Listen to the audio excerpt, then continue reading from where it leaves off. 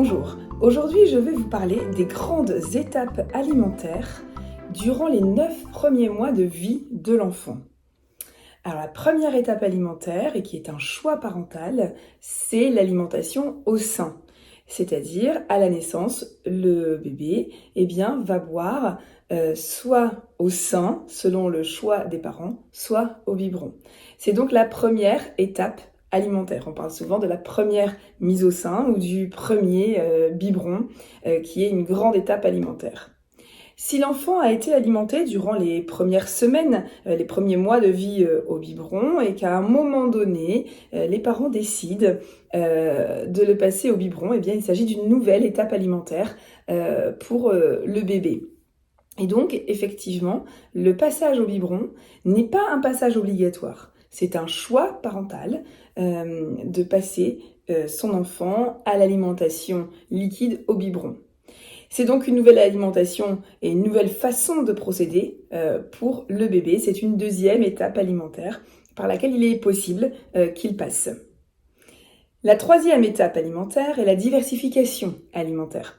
La diversification alimentaire qui se fait classiquement avec des purées lisses, et donc on parle du passage à la cuillère, qui est une grande étape alimentaire dans la vie de bébé.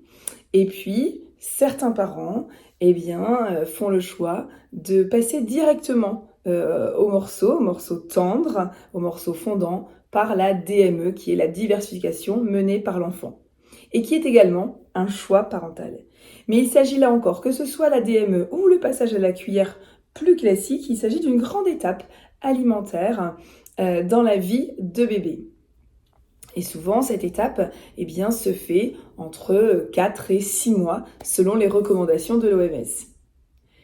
L'autre étape alimentaire, qui arrive un peu après, ou en fonction du choix parental, un peu plus tôt, est le passage au morceau. Le passage au morceau qui est bien évidemment un passage au morceau tendre, aux textures fondantes pour le bébé. Cette étape alimentaire a lieu entre 6 et 9 mois en fonction de l'enfant, en fonction des choix des parents. Et enfin, l'enfant, quelle qu'était sa façon d'être diversifiée, sa façon d'être alimenté jusqu'alors, va devoir développer ses compétences alimentaires. Il va développer ses compétences alimentaires, notamment en termes de patterns de mastication. On parle de patterns de mastication adulte, et donc il va s'entraîner pour développer ses compétences alimentaires et pour pouvoir avoir une alimentation qui se rapproche de celle de l'adulte.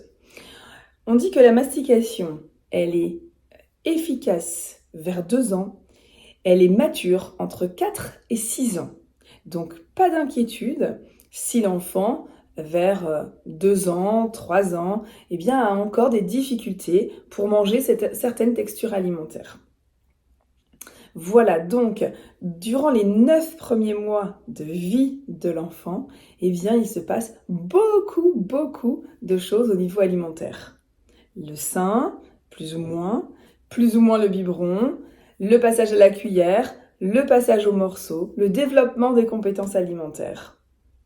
Si vous vous posez une question concernant le développement alimentaire de votre enfant, n'hésitez pas à en parler à votre médecin qui vous prescrira, si nécessaire, un bilan orthophonique des compétences alimentaires de votre enfant.